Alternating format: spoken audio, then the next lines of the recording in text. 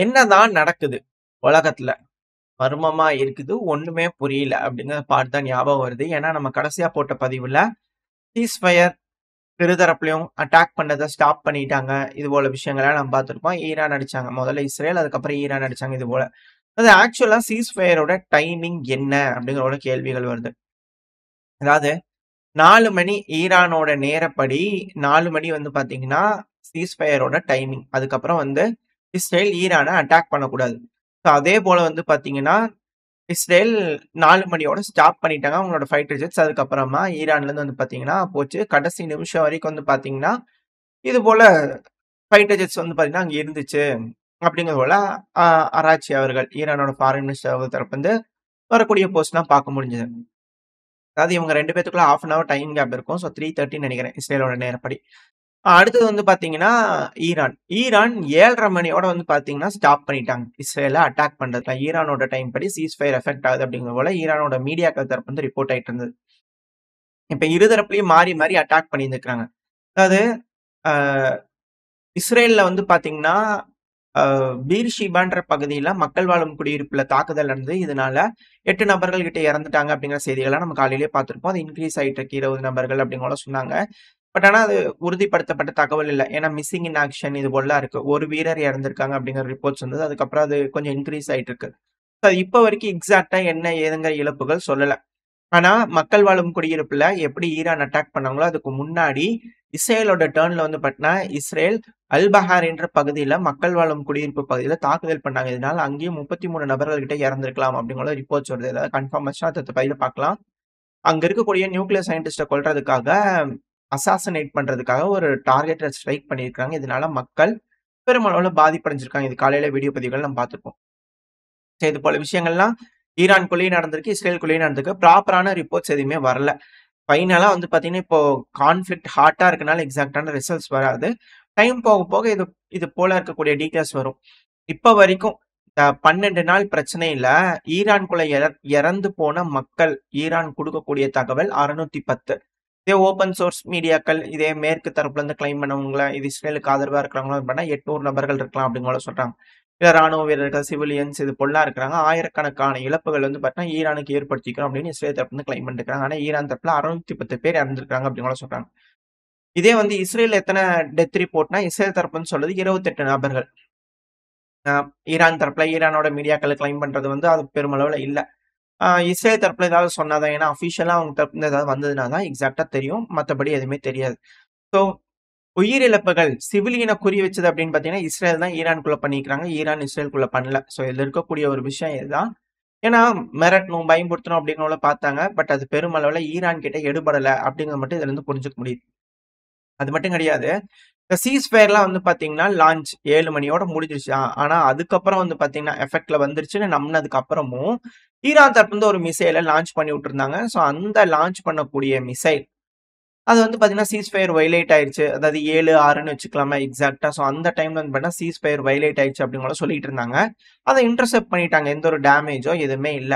ஆனா அதுக்கப்புறம் 10:25 அந்த டைம்ல 2 மிசைல ஏவி விட்டுருக்காங்க. அதையும் இன்டர்செப்ட் பண்ணிட்டாங்க.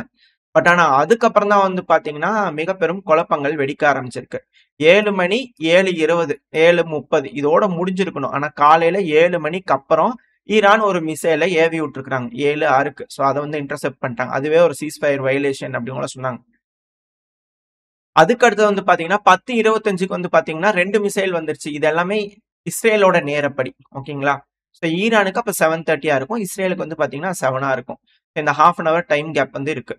ஸோ, ஈரான் கிளைம் பண்றதும், இஸ்ரேல் சொல்றதும் ஒண்ணு தான். 7:30 ஈரான்ல முடிஞ்சிருச்சு அப்டின்னா, அந்த லாஸ்ட் மினிட்ல ஏவி இருக்கலாம். மேபி அது கிழக்கு பகுதியிலருந்து வரதுனால கொஞ்சம் லேட்டா வந்துருச்சு அப்டிங்கிறதெல்லாம் சொல்லிட்டு இருந்தாங்க. ஸோ, அது அக்செப்டட். ஸோ, இஸ்ரேலோட டைம் படி அது 7 தானே. 7:06க்கு வந்து பார்த்தீங்கன்னா, ரீச் ஆயிருந்துக்குது இஸ்ரேல்ல. ஸோ, 6 நிமிஷம் லேட்டா வந்தது. அது பரவால்ல அப்டிங்கவோல இருந்தது. ஆனா 10:25 இஸ்ரேலோட நேரப்படி 2 மிசைல் வந்து பார்த்தீங்கன்னா, வந்திருந்திருக்கு அப்டின்னு சொல்றாங்க.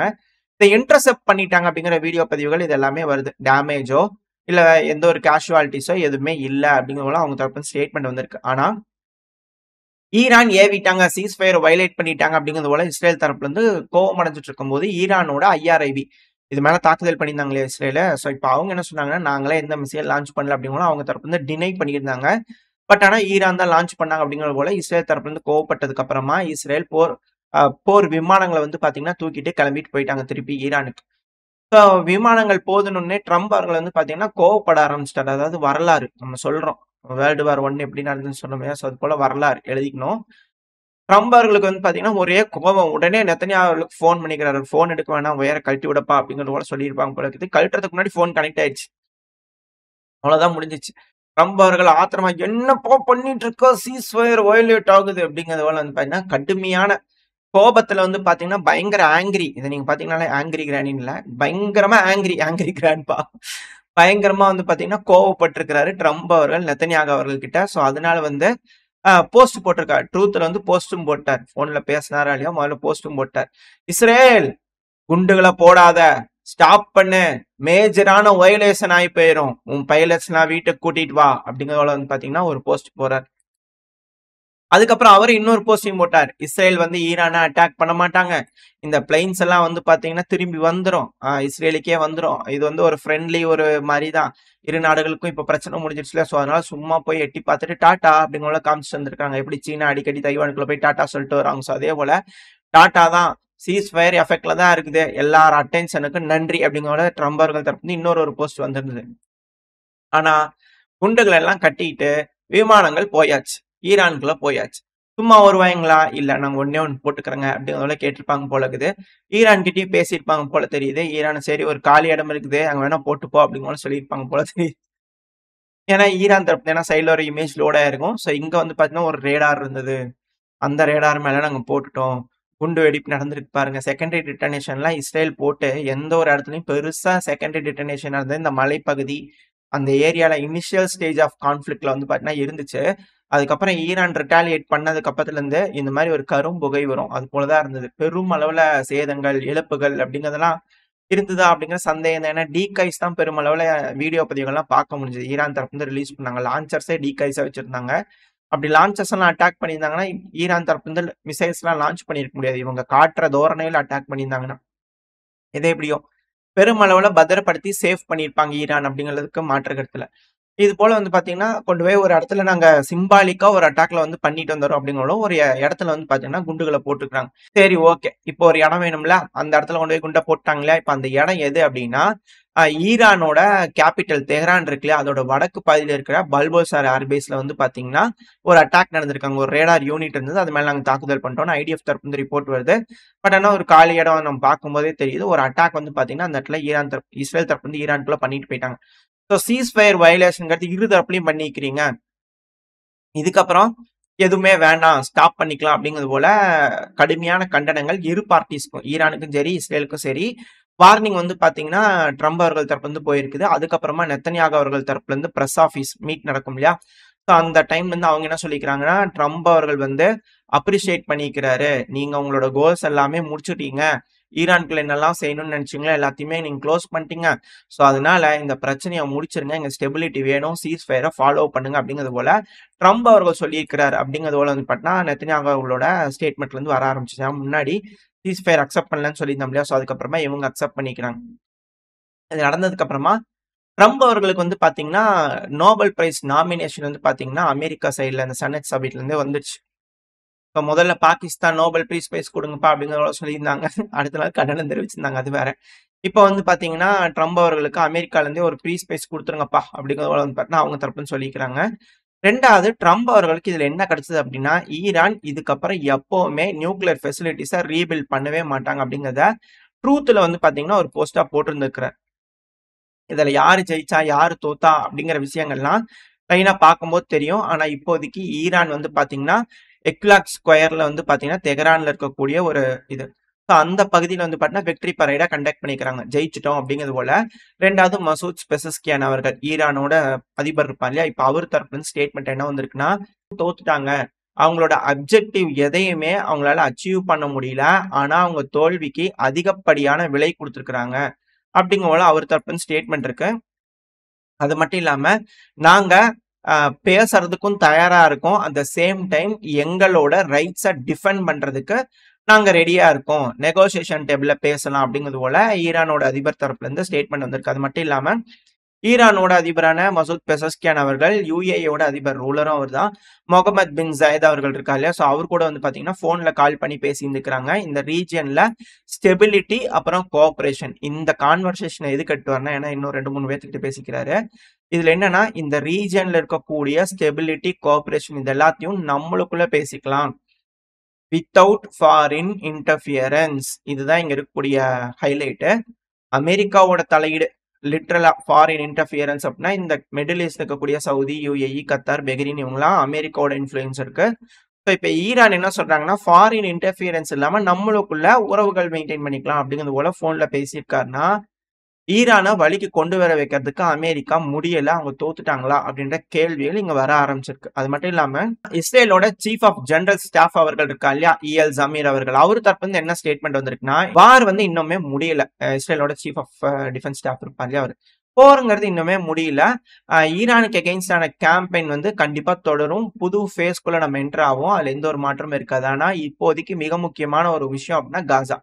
இமீடியட் ப்ரியாரிட்டி காசாவா இருக்கனால நம்ம அது பக்கம் ஃபோக்கஸ் பண்ணலாம் அப்படிங்கிற அவர் தரப்பு ஸ்டேட்மெண்ட் வந்திருக்கு. அது கூடவே இஸ்ரேலோட மீடியாக்கள்லாம் இதுக்கப்புறம் ஈரான்னால நூத்துக்கணக்கான பெலிஸ்டிக் மிசைல் ஒரு மாசத்துக்குலாம் செய்ய முடியாது அப்படிங்கிறத வந்து பண்ண இவங்க தரப்புல ஸ்டேட்மெண்ட் வருது. ஸோ அந்த அளவுக்கு ஹெவியா வந்து பாத்தீங்கன்னா ஈரான் நாங்க தாக்கிட்டோம் அப்படிங்கிறது போல இஸ்ரேல் தரப்புன்னு சொல்லிக்கிறாங்க. அடுத்தது இதெல்லாம் முடிஞ்சதுக்கு அப்புறம் இந்த பதிவை நான் ப்ரிப்பேர் பண்ணிட்டு இருக்கும்போது திரும்பவும் சாயங்கால டைம் வந்து பாத்தீங்கன்னா ஏர் டிஃபென்ஸ் சிஸ்டம் வந்து பாத்தீங்கன்னா ஈரானோட தென்மேற்கு, அதாவது பிராண்டுன்னு சொல்லிட்டு ஒரு பகுதி இருக்கு, தெஹ்ரான் கேபிட்டல் தெஹ்ரானோட தென்மேற்குல இருக்கக்கூடிய பிராண்டுன்னு ஒரு பகுதி. அங்க ஏர் டிஃபென்ஸ் சிஸ்டம் வந்து பாத்தீங்கன்னா ஆக்டிவா இருந்திருக்கு. அட் த சேம் டைம் வந்து பாத்தீங்கன்னா ஒரு ட்ரோனு சிராஸ் பகுதியில வந்து, இது ஈரானோட தென்மேற்கு பகுதி. ஸோ இந்த ஈரானோட தென்மேற்கா தெஹ்ரானோட தென்மேற்கு, ஈரானோட கேபிட்டல், அது கன்ஃபியூஷனுக்காக சொல்ல. ஸோ ஈரானோட தென்மேற்கு பகுதியில் வந்து பார்த்தீங்கன்னா சிராஸ் பகுதி இருக்கு. சிராஸ் சிட்டியில வந்து பார்த்தீங்கன்னா ஒரு ட்ரோன் வந்ததாகவும் அதை தடுத்து நிறுத்திட்டாங்க அப்படிங்கிற வீடியோ பதிவுகளாக ஷேர் பண்ணப்பட்டது.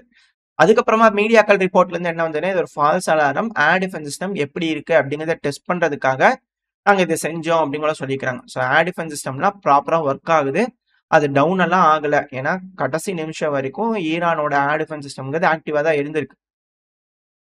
ஏன்னா சில ட்ரோன்கள்லாம் டவுன் பண்ணிக்கிறாங்க, இது போல விஷயங்கள்லாம் நம்ம பார்த்துருக்கோம். என்டையரா இஸ்ரேல் ஏர் சூப்பர்மர்சி எடுத்துக்கிட்டாங்க அப்படிங்கிறது இல்லை. ஆனா விமானங்கள் சர்வசாதாரணமா போய் குண்டுகளை போடுது, அதுல எந்த ஒரு மாற்றம் இல்லை. ஸோ ஈரானுக்குள்ள அது போல ஒரு விஷயம் நடந்துதான். இப்ப அடுத்தது சில மணி நேரங்களுக்கு முன்னாடி ஆஷ்டாட் பகுதி, இஸ்ரேலோட ஆஷ்டாட் பகுதியில திடீர்னு ஒரு வெடி விபத்து நடந்திருக்கு. இதுக்கான காரணம் அங்க இருக்கக்கூடிய ஒரு என்ன ஏதுன்னு தெரியல, பட் ஒரு எக்ஸ்ப்ளோஷன் நடந்திருக்கு. இதுக்கான ப்ராப்பரான ரீசன் தெரியல. இதனால அங்க இருக்கக்கூடிய மக்கள்லாம் கரண்ட் இல்லாம கஷ்டப்பட்டிருக்காங்க அப்படின்னு சொல்றாங்க. ஒரு நாளைக்கு முன்னாடி ஈரான் வந்து பாத்தீங்கன்னா அந்த இடத்துல ஒரு மிசைல் ஸ்ட்ரைக் பண்ணியிருந்தாங்க, பவர் சப்ஸ்டேஷன் இந்த ஏரியாலாம். ஸோ மேபி அதோட விளைவுனால கூட இருக்கலாம் அப்படிங்கிற சரி செய்யும்போது இது போல திரும்பி வெடிச்சிருக்கலாம் அப்படிங்கிறதையும் சொல்லப்பட்டார். எது எப்படியோ இதோட ஈரான் இஸ்ரேல் இப்போதைக்கு இந்த பிரச்சனைக்கு வந்து பாத்தீங்கன்னா ஒரு கேட்டை வந்து பாத்தீங்கன்னா போட்டுருக்காங்க. அடுத்தது இதே போல ஒரு வெடி விபத்து வந்து பாத்தீங்கன்னா டமாஸ்கஸ்லயும் நடந்திருந்தது. ஏன்னா இதுவும் மிக பெருமளவுல பேசுபொருளா இருந்துட்டு இருந்தது. சர்ச்சில் வந்து பாத்தீங்கன்னா ஒரு சூசைட் அட்டாக் நடந்தது. அதுக்கே பல நாடுகள் கண்டனங்கள் தெரிவிச்சுட்டு இருந்தாங்க.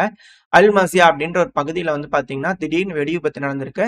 இதுக்கு சிரியா தரப்பு வந்து என்ன சொல்லியிருந்தாங்கன்னா, ஏன்னா சிரியாவோட கேபிட்டல் டமாஸ்கஸ்க்கு பக்கத்துலயே, இதனால சிரியா தரப்பு வந்து என்ன சொல்லியிருந்தாங்க அப்படின்னா என்னன்னு தெரியல, முன்னாடி பஸ்ரல் அசாத் அவர்கள் இருப்பா இல்லையா, ஸோ அந்த டைம்ல இருக்கக்கூடிய ஏதோ வெடிகுண்டுகள் இந்த ஆயுத கடங்கள்லாம் இருக்கும் இல்லையா, ஸோ அந்த இடத்துல வந்து பாத்தீங்கன்னா இருக்கக்கூடிய மிச்ச மீதிகள் ப்ராப்பரா அகற்றாம இருப்பாங்க. ஸோ அதனால வெடி விபத்துகள் நடந்திருக்கு அப்படிங்கிற சொல்றாங்க.